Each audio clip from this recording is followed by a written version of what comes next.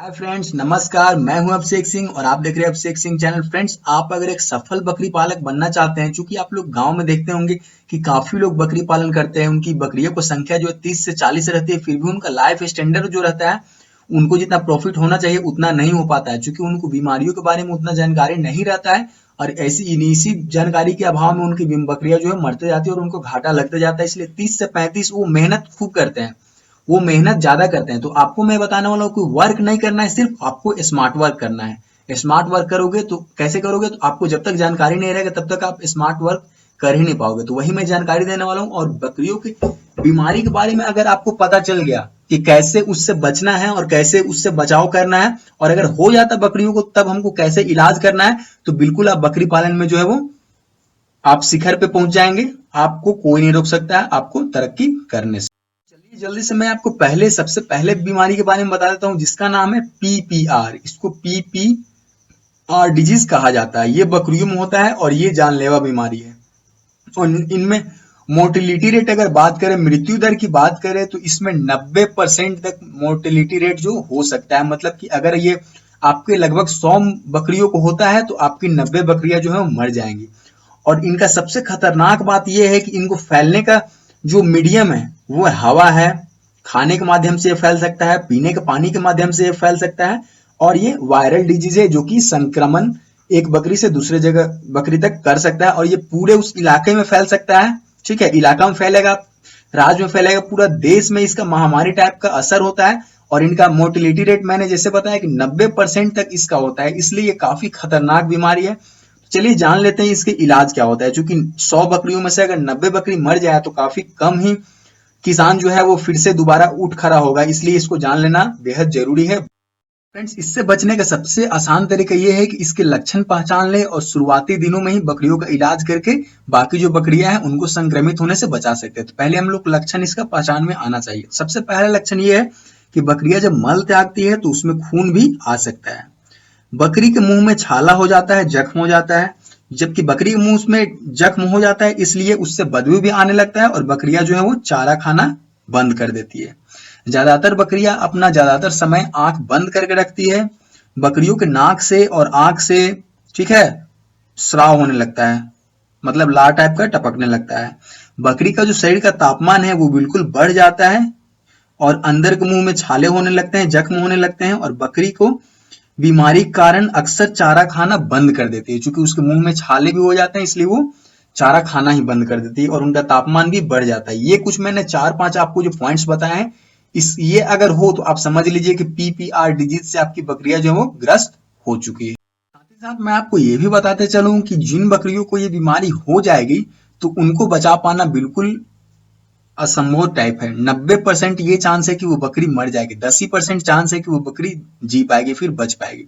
इसलिए बेहतर ये होगा कि उनको झुंड से अलग करें और उनको अलग से ही ट्रीटमेंट करें, ताकि जो बाकी जो बकरियां हैं उनको ये बीमारी ना लगे और बाकी जो है वो संक्रमण से। इसके बचाव के बारे में भी जान लेते हैं। सबसे पहले तो आपको पीपीआर जैसे रोग के बचाने के लिए टीका उपलब्ध है, उस टीका को लगवा सकते हैं आप। बकरी पालन जहां पे करते हैं आप, उस स्थान को बिल्कुल साफ एवं सुरक्षित रखें। अन्य बकरियों को ना हो, मतलब कि बाकी जो बकरियां आपकी है, एक बकरी को हो चुकी है मान लीजिए, तो बाकी जो बकरियां हैं उनको ये बीमारी नहीं लगे, इसके लिए आपको करना यह है कि उसको झुंड से जो है अलग कर देना है। उसके बाद में मैं बोलने वाला हूँ कि जो नजदीकी स्वास्थ्य केंद्र है, बकरी जो वेटनरी डॉक्टर है, उनको आपको सलाह लेना चाहिए, उनसे उनसे पूछना चाहिए कि हमको आगे अब क्या और उपाय आप कर सकते हैं। कि जैसे कि बकरियों को मान लीजिए, देख लीजिए कि जैसे कि मैंने बताया 90% चांस है कि बकरियां आपकी मर जाएगी।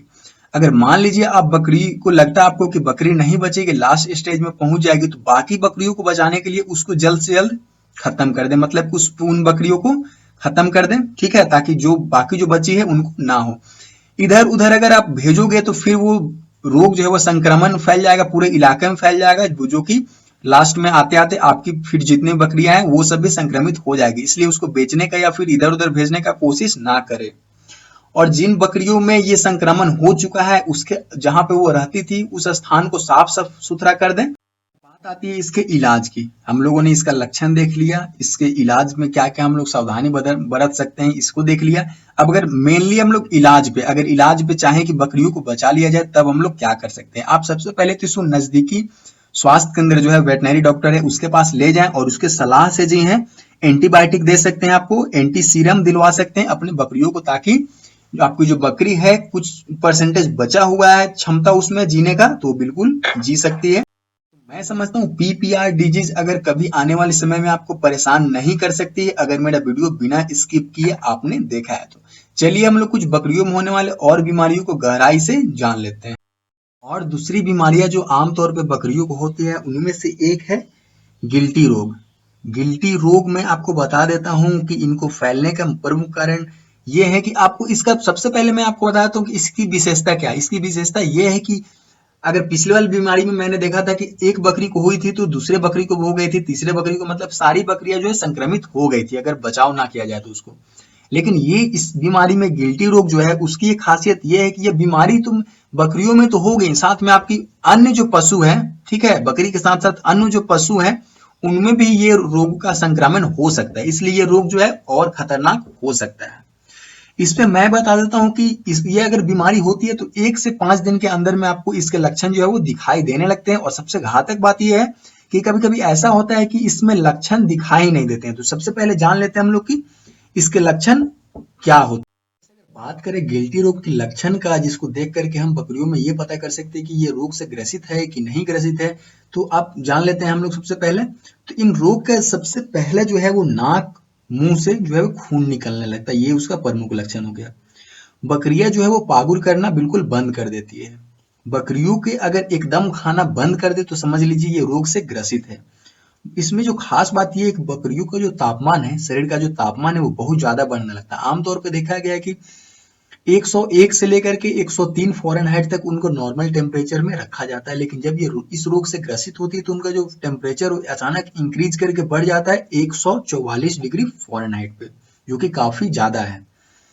और एक बात मैं आपको बताना चाहूंगा, इस बीमारी में बकरियों का जो वो सांस लेना बहुत दिक्कत वाला काम हो जाता है, उनको सांस लेने में बहुत ज्यादा परेशानी होने लगती है। और एक बात बता देता हूँ कि इस बीमारी का सबसे घातक बात यह है कि जो आसपास के जो पशु है उनमें तो होगा ही, ये मनुष्य तक में ये ट्रांसफर हो सकता है।